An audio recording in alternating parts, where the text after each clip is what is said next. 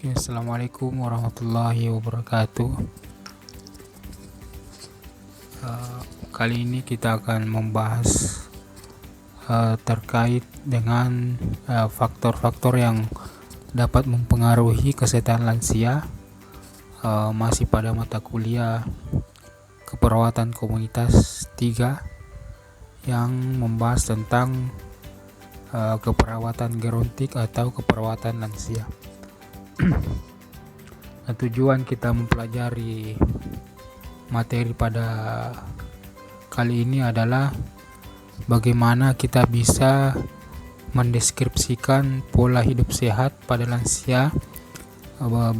Seterusnya adalah aktivitas fisik yang baik untuk lansia dan bagaimana asupan nutrisi yang baik untuk lansia. Jadi pada video kali ini kita akan membahas 3 materi yaitu terkait dengan pola hidup sehat, aktivitas fisik, dengan asupan makanan. Nah, ini pola hidup sehat, aktivitas fisik, dan nutrisi bagi lansia. Jadi sebenarnya 2 poin ini, yaitu aktivitas fisik pada lansia dan nutrisi bagi lansia, adalah bagian dari pola hidup sehat. Nah, cuma kita membahas ada beberapa pola hidup sehat pada lansia, dan di dalamnya termasuk aktivitas fisik dan nutrisi bagi lansia. Ya. Nah, apa itu pola hidup sehat?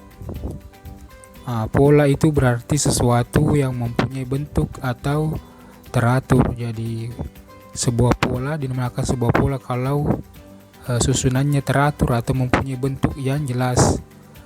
Jadi tidak berantakan. Jadi harus jelas, itu namanya pola. Nah, apa yang disebut dengan pola hidup sehat?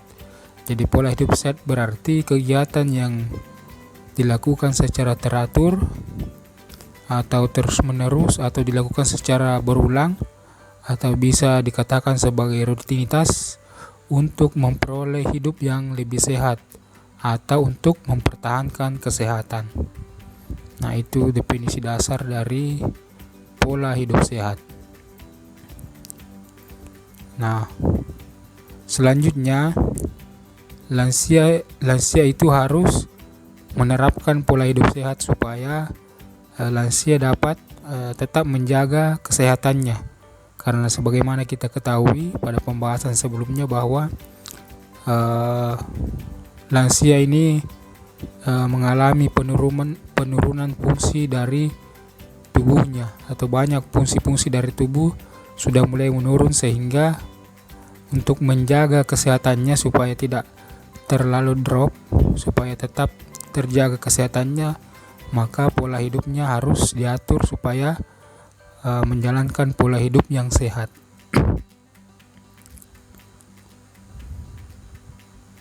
Nah, apa itu pola hidup sehat?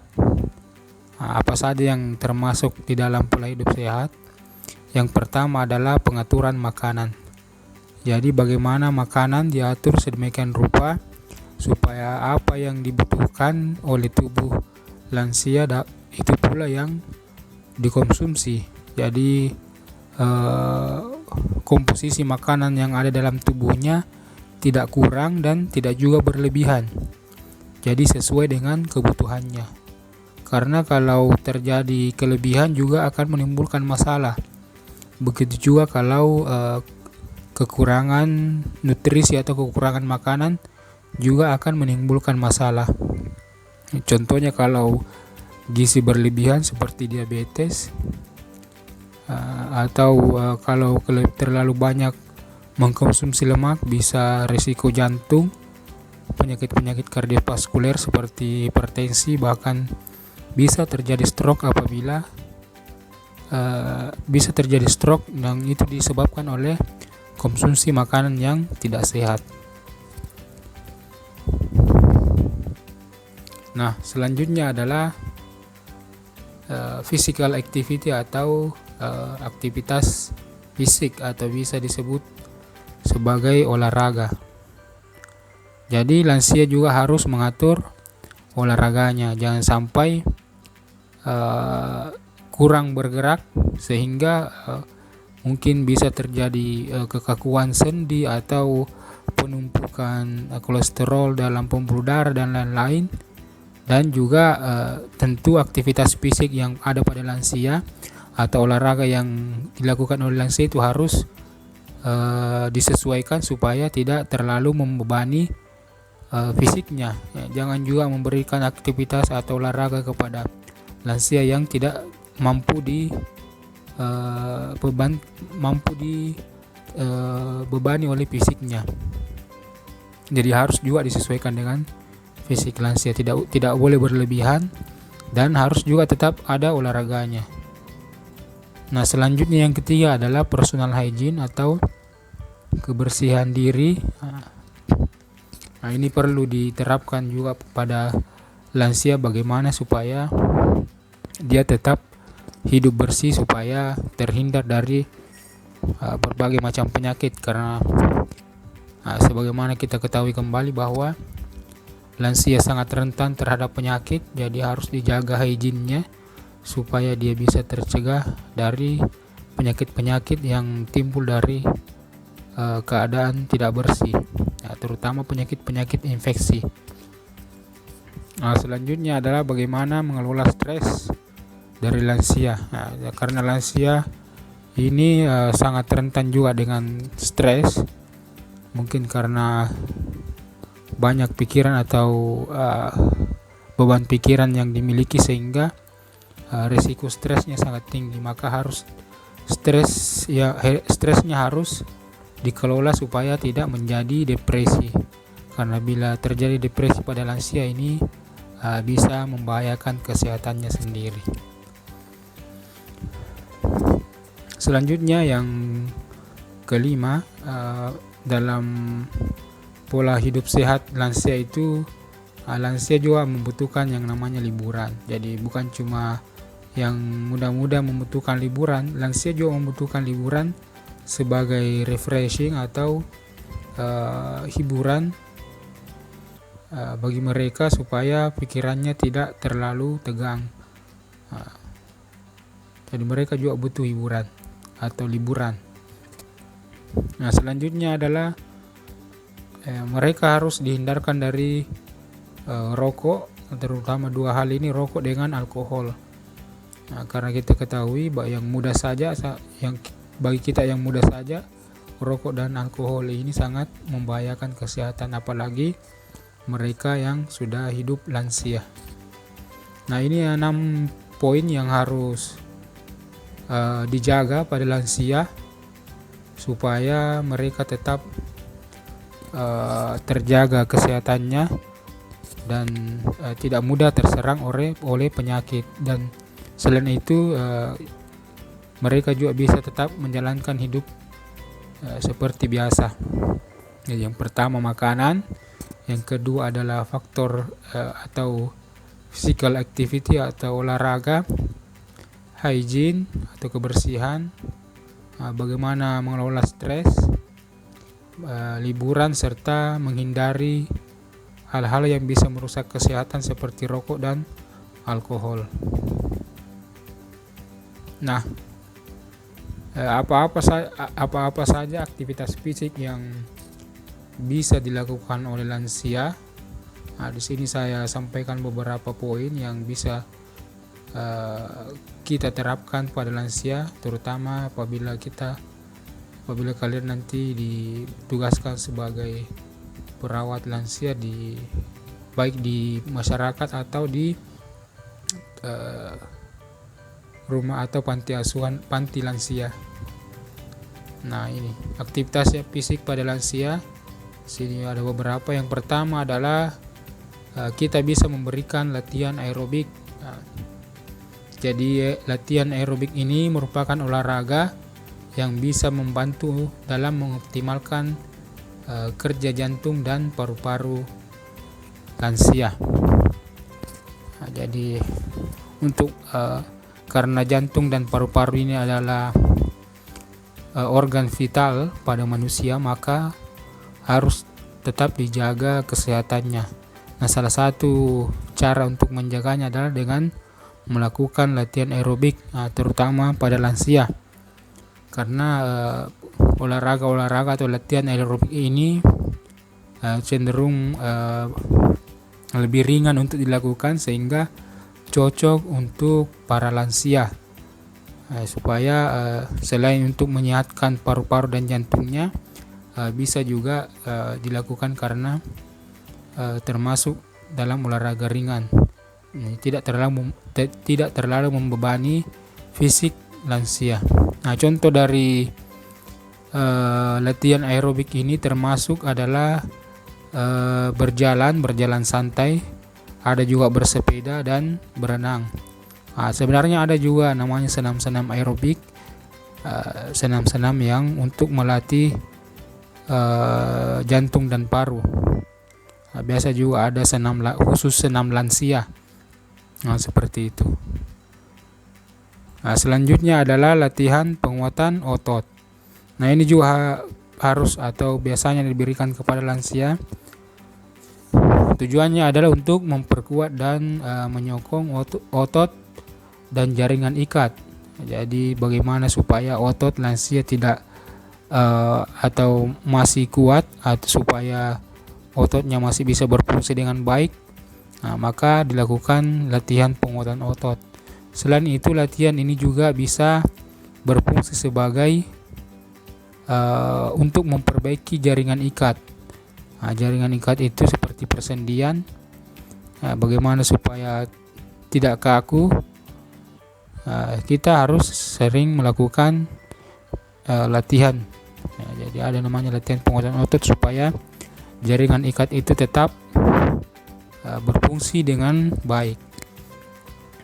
Contohnya di sini berdiri dan duduk di kursi, lalu posisi pertama itu duduk di kursi, setelah itu berdiri dan menahan sekitar 2-3 detik, diulangi beberapa kali.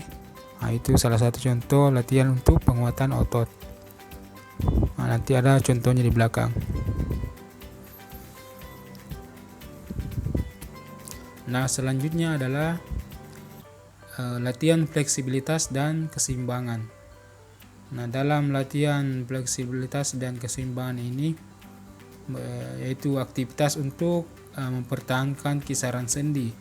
Jadi salah satu tujuannya adalah supaya latihan fleksibilitas ini adalah supaya sendi kita atau sendi lansia itu tetap mampu bergerak seperti biasanya atau secara normal. Nah, contohnya kalau sendi lutut bisa dibengkokkan dengan sempurna dan posisinya juga bisa kembali sempurna, yaitu posisi lurus. Nah, itu salah satu contohnya. Ada juga latihan keseimbangan yang dilakukan untuk mencegah lansia supaya tidak mudah jatuh. Jadi salah satu masalah yang bisa dialami oleh lansia adalah mudah jatuh. Nah, untuk mengatasi atau mencegah hal-hal seperti itu, maka seharusnya selalu diberikan latihan untuk menjaga keseimbangan. Nah, ini beberapa contoh latihan aerobik yang bisa dilakukan. Ada bersepeda seperti ini tadi saya katakan, senam lansia. Nah, termasuk juga berenang. Berenang ini sangat bagus untuk melatih pernapasan lansia supaya tetap optimal. Nah, bagaimana cara melakukannya? Yaitu dilakukan 5 kali selama seminggu, dilakukan dengan durasi sekitar 20 menit. Jadi jalan-jalan atau naik sepeda atau berenang atau senam bisa dilakukan 5 kali dalam seminggu dalam durasi 20 menit. Nah, itu tergantung juga fisik lansia, jangan juga dipaksakan kalau memang belum bisa. Tapi sebaiknya dilakukan 20 menit dalam durasi 20 menit. Ya. Selanjutnya adalah latihan penguatan otot. Nah, tadi latihan penguatan otot ini ditujukan supaya kekuatan otot bisa lebih bagus, atau bisa dipertahankan, dan bagaimana supaya fleksibilitas atau bagaimana supaya tidak terjadi kekakuan pada sendi atau jaringan ikatnya bisa tetap sehat atau bisa digunakan secara normal. Ini contoh tadi yang saya katakan, duduk dan berdiri, di atas kursi. Nah, ini selanjutnya seperti ini, push up. Nah, bisa dilatih bagi lansia yang masih bisa push up, bisa. Nah, ini dengan menggunakan karet, jadi karetnya ditarik dengan lengan. Ini tujuannya supaya memperkuat otot-otot atau tulang-tulang pada lengan. Nah, latihan ini bisa dilakukan 2 kali seminggu dengan durasi atau dengan pengulangan 10 sampai 12. Jadi hitung 1, 2, 3 sampai 12. Nah, dilakukan selama 2 kali dalam seminggu. Ya, tidak usah terlalu banyak, tapi rutin. Jadi itu namanya tadi pola itu berarti ada jelas pengaturannya, jelas bentuknya. Jadi dijadwalkan. Memang kalau di panti Werda itu atau di panti jompo itu biasanya memang bagi lansia yang masih bisa melakukan aktivitas seperti ini, mereka selalu dilatih supaya bagaimana supaya otot atau sendinya bisa tetap berfungsi dengan baik.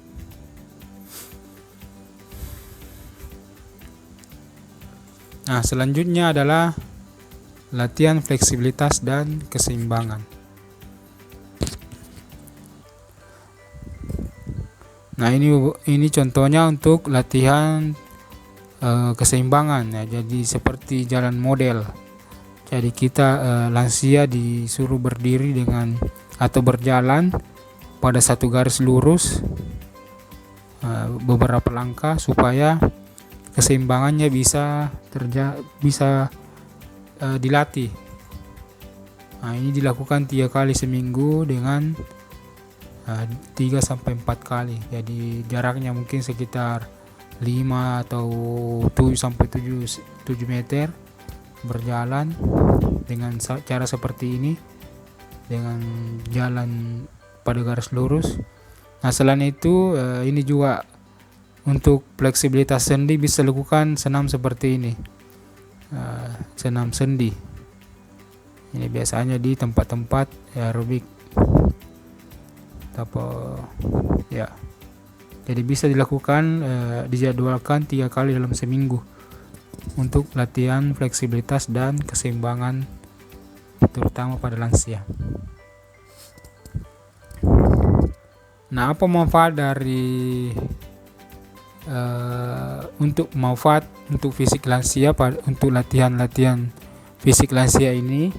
Nah, ada beberapa manfaatnya. Yang pertama yaitu manfaat fisiologis. Nah, dengan rutin melakukan latihan-latihan seperti tadi di atas, maka bisa meningkatkan kapasitas aerobik, yaitu terutama fungsi jantung dan paru.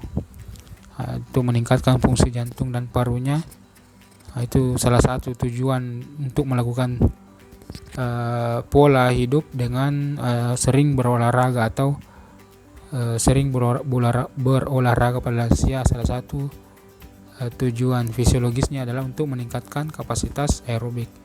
Nah, selain itu ditujukan juga untuk peningkatan kekuatan otot dan sendi serta fleksibilitas dan keseimbangan pada lansia.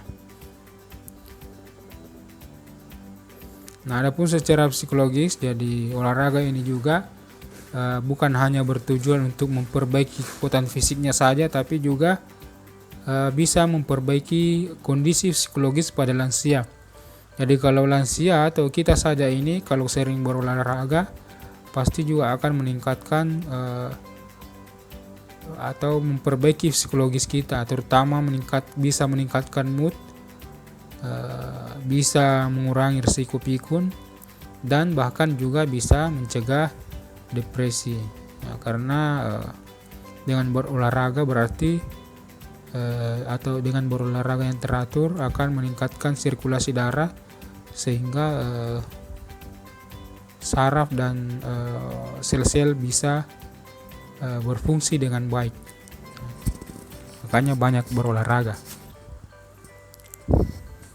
Nah, selanjutnya adalah pengaturan diet atau pengaturan makanan pada lansia.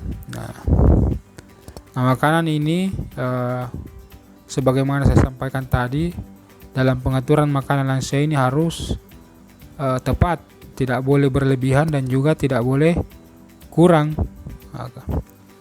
Karena kalau kurang juga bisa menyebabkan masalah, kalau lebih sama juga akan mengakibatkan masalah. Jadi harus diatur supaya bagaimana makanan lansia ini bisa tercukupi, tidak kekurangan dan tidak berlebihan. Nah, masalah-masalah gizi yang sering terjadi pada lansia, ada beberapa masalah gizi yang sering terjadi pada lansia. Yang pertama yaitu gizi lebih. Jadi banyak lansia itu juga mengalami gizi lebih. Ini biasanya dipengaruhi karena gaya hidup atau pola hidup waktu masih muda kurang sehat, sehingga pada masa tua bisa mengganggu dan bisa terjadi masalah kelebihan gizi.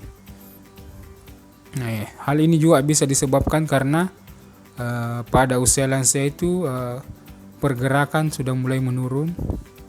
Jadi aktivitas fisik sudah mulai menurun, sehingga metabolisme gizi yang ada dalam tubuh juga akan menurun. Padahal seharusnya apa yang masuk ke dalam tubuh itu juga yang harus keluar. Karena kalau lebih banyak yang masuk daripada yang keluar, berarti banyak yang tinggal di dalam tubuh, sehingga bisa menyebabkan yang namanya kelebihan gizi. Nah, selanjutnya adalah kekurangan gizi. Nah, gizi kurang ini seringkali disebabkan karena masalah-masalah sosial ekonomi. Mungkin karena ketidakmampuan lagi dalam bekerja, sehingga terjadi gangguan ekonomi atau kekurangan ekonomi, sehingga kemampuannya dalam membeli makanan atau gizi yang baik atau yang cukup sudah berkurang, sehingga terjadi kekurangan gizi. Atau juga bisa disebabkan karena gangguan penyakit yang diderita. Karena ada beberapa penyakit juga yang bisa menyebabkan orang gangguan pencernaan, mungkin karena gastritis yang parah atau masalah saluran pencernaan yang parah, sehingga tidak lagi bisa mengkonsumsi makanan dengan baik. Atau mungkin hormonnya atau enzim yang ada dalam tubuhnya juga sudah tidak bagus produksinya, sehingga nafsu makannya akan menurun, atau penyerapan makanan atau nutrisi yang ada dalam tubuh juga kurang, sehingga terjadi gizi kurang. Selanjutnya adalah banyak juga di antara lansia ini terutama kekurangan vitamin dan mineral. Jika konsumsi makanan sumber vitamin dan mineral, khususnya buah dan sayuran, kurang, maka akan mengakibatkan nafsu makan berkurang. Jadi ini kalau kurang memakan konsumsi buah dan sayuran akan menurunkan nafsu makan, sehingga asupan nutrisi juga akan terganggu. Nah, selain itu kekurangan vitamin dan mineral juga bisa mengakibatkan penglihatan akan menurun kepada lansia.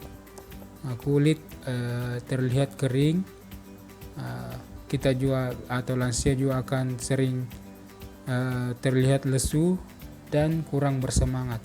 Nah, ini beberapa contoh gejala yang bisa kita lihat apabila terjadi kekurangan vitamin dan mineral, terutama pada lansia.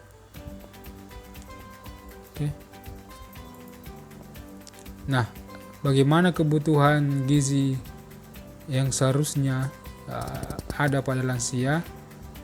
Di sini ada beberapa saya sampaikan. Yang pertama adalah kebutuhan energi pada lansia. Jadi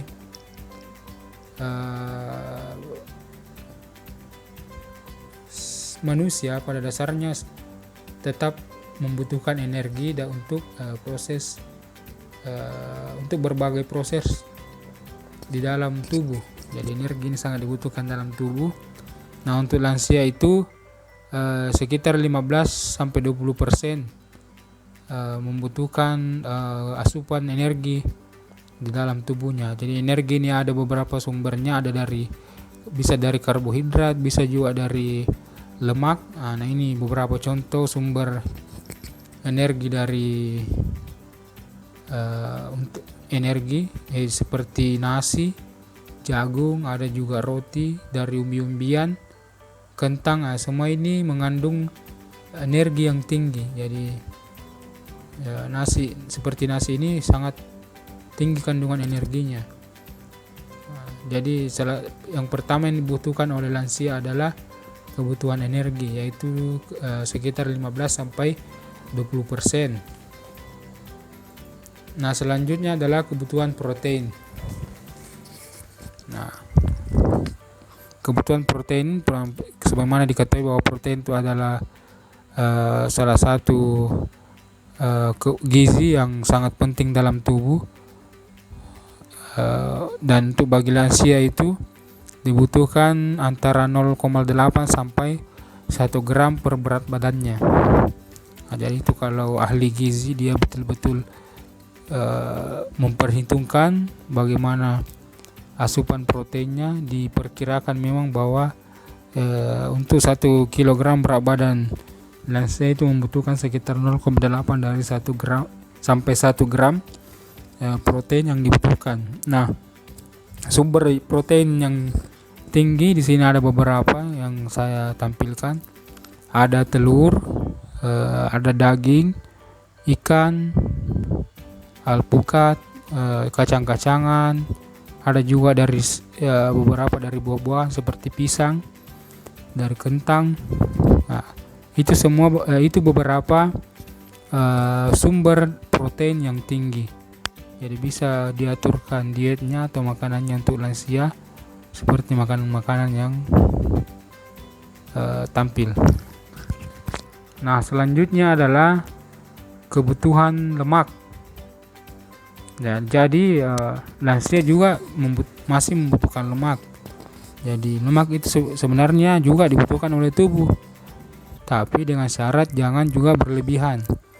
Jadi porsi lemak yang dibutuhkan oleh lansia adalah 20-25% dari total energi yang dibutuhkan. Jadi 20 dari 25% dari kebutuhan energi. Ini kebutuhan energinya 15-20. Jadi 20% dari sini itu adalah lemak.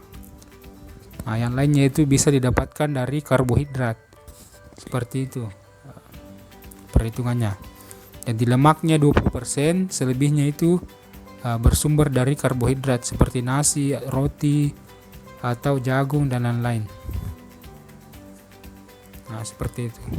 Nah, sumber lemak yang banyak bisa kita dapatkan seperti dari daging, ayam, ada juga sebagian dari kacang-kacangan, ada dari ikan, udang. Ini ada olahan daging seperti sosis dan lain-lain. Nah, itu merupakan sumber-sumber lemak yang bisa diberikan untuk lansia, tapi dalam porsi yang terbatas.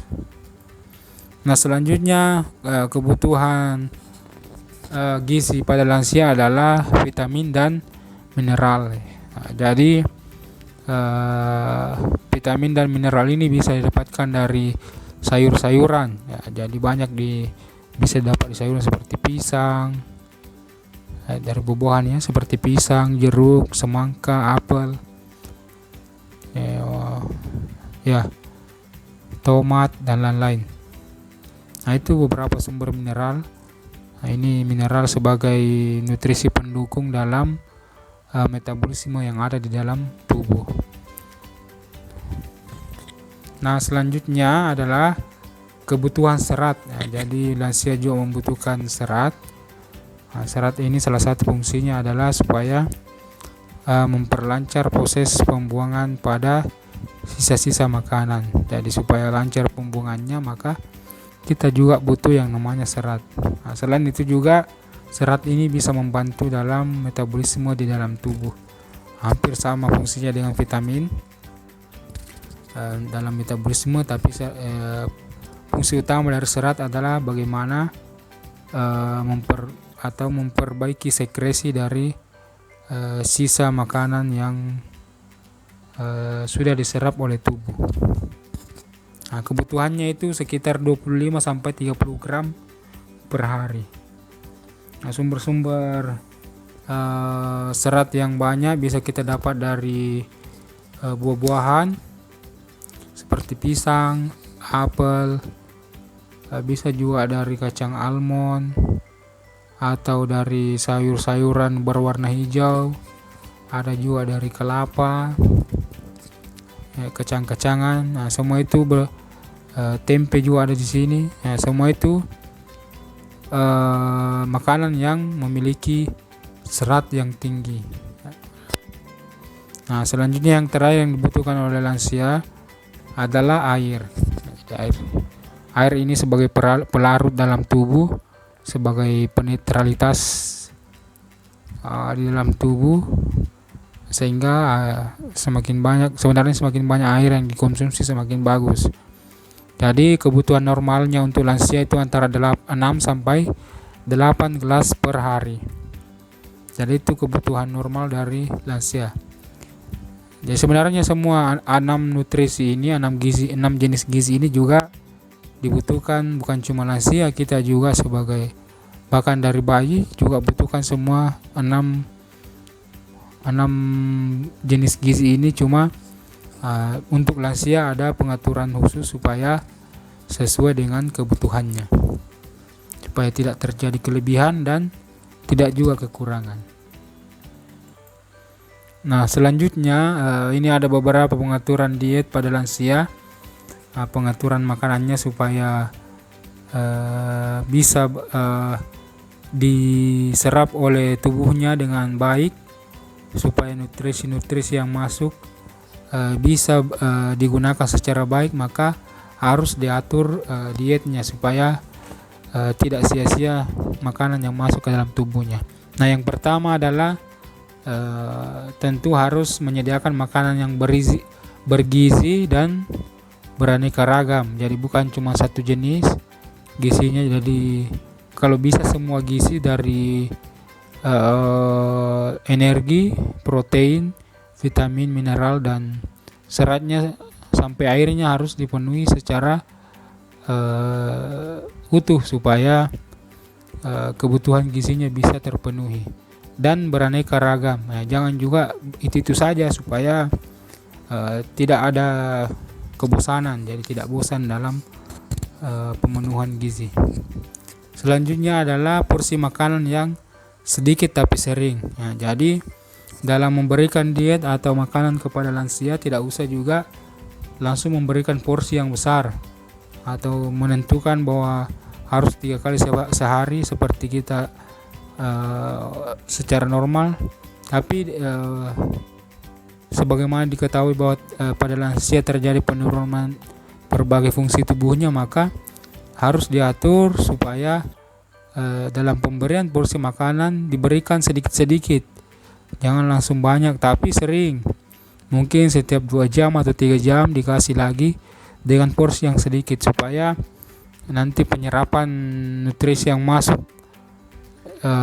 masuk itu diserap baru dimasukkan lagi ya, seperti itu. Jangan sampai langsung diberikan banyak, itu juga bisa membebani pencernaan pada lansia.